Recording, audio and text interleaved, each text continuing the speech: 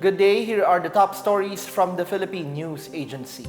President Ferdinand R. Marcos Jr. is celebrating his 67th birthday today, September 13. The first family expressed on social media their appreciation and support for the president and their father. Marcos' sons posted a vlog on their thoughts and best memories of the president. Senior House Deputy Majority Leader and Ilocos Norte 1st District Representative Sandro Marcos shares his father's advice to avoid panicking when dealing with problems. He said he hugely respects the president and he is continuously learning from him. Sandro also says he appreciates Marcos for making time for his family, especially their mother, First Lady Liza. Joseph Simon shares the president never really wanted to go to politics and had opted to either study mathematics and physics or become a rock star. He wished for his father to stay true to himself as an awesome person and an amazing parent. Meanwhile, William Vincent said he believed his father is the most qualified person to lead the country. He also hoped that the president would have more free time with his family. In a separate Facebook post, First Lady Liza says she is proud of everything the president achieved, adding that he remains the tender-hearted, compassionate person who first captured her heart. She described Marcos as the sweetest and kindest soul she has ever known. Staying with updates from the palace, President Ferdinand R. Marcos Jr. thanked Asian Development Bank President Masatsugu Asakawa, who recently announced his plan to resign in February next year. During the launch of the ADB Philippines Country Partnership Strategy for 2024 to 2029, President Marcos shares his sadness over Asakawa's departure, but assures that the foundations laid by the ADB chief would continue to help the Philippines achieve its goals. He thanked Asakawa and the ADB for their help with the country's infrastructure initiatives, social programs, and efforts to address climate change. The president also highlighted the importance of the new country partnership strategy in turning the ADB's multi-billion-dollar commitment into tangible results such as better social services, stronger infrastructure, and a more resilient economy. Under this strategy, a proposed $12.4 billion lending program will be implemented over 4 years to fund major infrastructure projects like the Bataan-Cavite Interlink Bridge, renewable energy solutions, as well as improvements in education and social protection. Marcos says this long-term partnership with the ADB is a strong vote of confidence in the country's vision for a brighter future under his administration's Bagong Pilipinas. In response, Asakawa says it has been a privilege to lead the ADB and work alongside the Philippine government. He also assures that the collaboration between the ADB and the Philippines will continue, especially in the areas of infrastructure, climate action, and competitiveness. In other news, Kingdom of Jesus Christ founder Pastor Apollo Quiboloy, along with 4 co-accused, pleaded not guilty to qualified human trafficking charges before the Pasig City Regional Trial Court today. During an ambush interview outside the court, Quiboloy's lawyer Isla Edito Torion confirmed the plea, asserting that his client is innocent. He refused to provide further comment, citing the ongoing court proceedings. Quiboloy arrived at the Pasig court earlier this morning under heavy police escort, wearing a helmet, bulletproof vest, face mask, and sunglasses.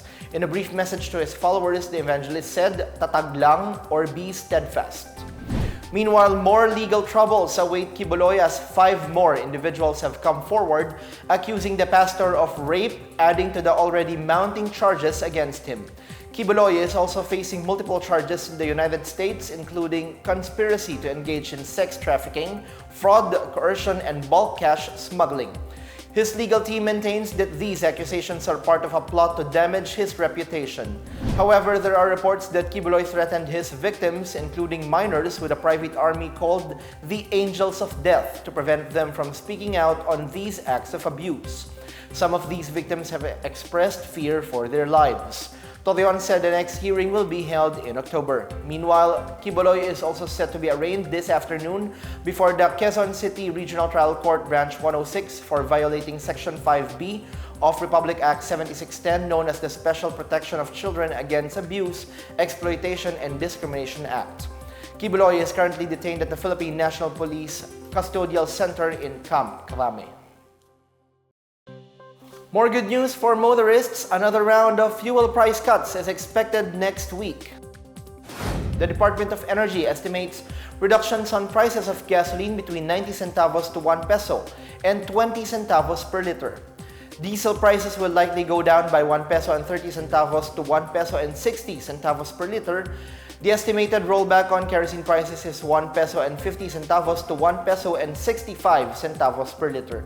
Oil Industry Management Bureau Assistant Director Rodela Romero says the rollbacks are due to weakening global demand, prospects, and expectations of oil oversupply. She says the OPEC Plus, or the oil-producing countries, revised down their demand forecast for this year and 2025. China also reported a seasonally weak crude demand. Meanwhile, Iraqi and Libyan crude exports hit an 8-month high. Last Tuesday, September 10, fuel firms slashed the prices of gasoline, diesel, and kerosene by over 1 peso per liter. In other news, the whole country can expect rain showers this Friday due to the habagat or southwest monsoon and the trough of tropical storm Bebinka. Pag-asa says Bebinka has weakened and was last spotted 1,500 kilometers east of extreme northern Luzon outside the Philippine area of responsibility.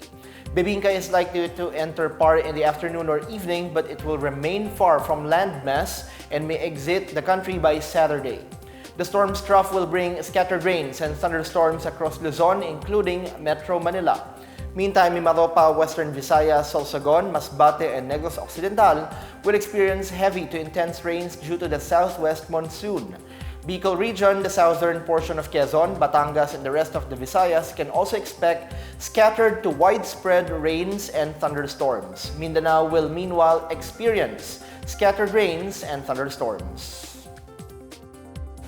And before we go, from the Philippine News Agency, we would like to greet our President Ferdinand R. Marcos Jr. a happy and blessed 67th birthday today. And that's the latest and the biggest stories on the PNA Headlines. For more news updates, visit our website pna.gov.ph or our Facebook and X account, Philippine News Agency. The PNA Headlines is also streamed via the Silbicio Facebook page. You may also watch the PNA Headlines through the Philippine News Agency's YouTube account and via the News and Information Bureau website under PNA News. I'm Bench Bondok. This is the PNA Headlines, bringing stories that unite the nation.